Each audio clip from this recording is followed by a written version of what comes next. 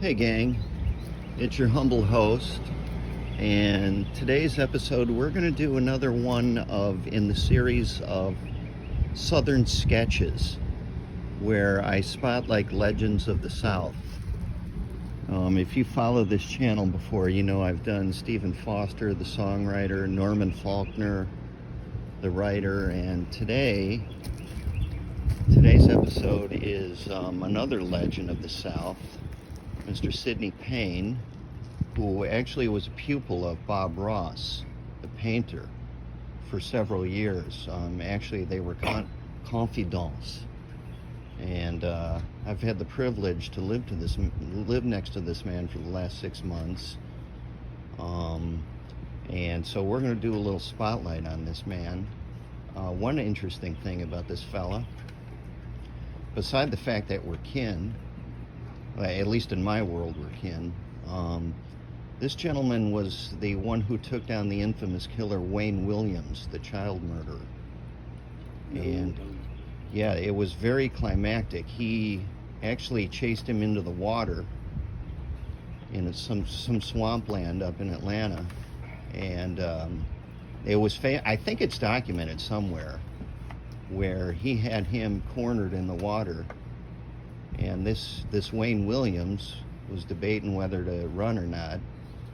And Mr. Sid said, "Listen, I got a snub-nosed .45 here, the most powerful handgun in the world. And you just got to ask yourself one question, son.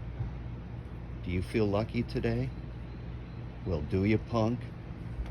And as I hear it, the fella made a dash for it, and Mr. Sid blew his head clear off, and that was the end of Mr. Wayne Williams. So part of that was true, but most of it wasn't. So we're going to hear it from the man himself, living legend, Mr. Sidney Payne. Mr. Sid, you got anything to say about anything I just commented on? Wayne Williams, Bob Ross, any of that stuff? I don't know, but lightning's fixing to come down and strike us both. Well, it's a bright sunny day. I don't know if that's going to happen. But what are you saying? I've been telling some tales? I think it was a little exaggerated there.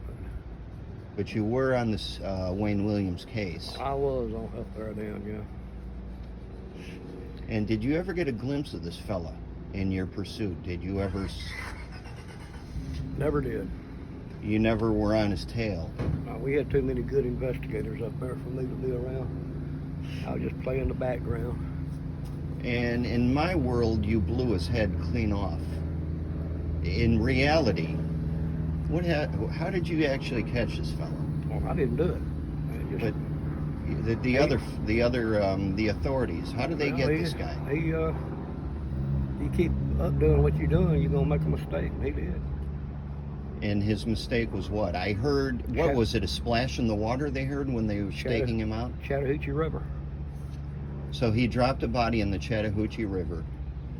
Yep. Is this the same river that Billy Joe McAllister fell off the bridge on, or? No, that was a Tallahassee or something. Yeah, Tallahatchie Bridge. Shoot. And so they tracked this fella down based on the sound. Well, they stopped him that night on the bridge and got information. What was his story? I can't remember. Man, that's been so long ago. He was fixing to take pictures of some. He was a photographer, right? Yeah. For one of those elite magazines. Maybe just freelance photographer up in the Atlanta area. And so anyway, we know this fella's behind bars now, and things are back to normal. Yeah, and one thing, the guy that he dumped in the river had the same last name as me. No kidding. Yeah. One of the victims' last name was Payne. Peter Payne? One of the last ones, but he happened to be an adult, though. Was this a white guy, black guy? Black guy. Black guy. Jesus. Most of them was kids. Yeah, Jesus. I did sit out in the woods with them, a couple of them one night.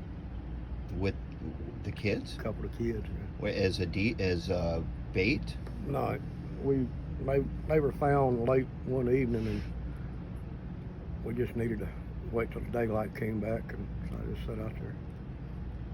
And speaking of serial killers, we had a gentleman that pulled out in the middle of the night over yonder.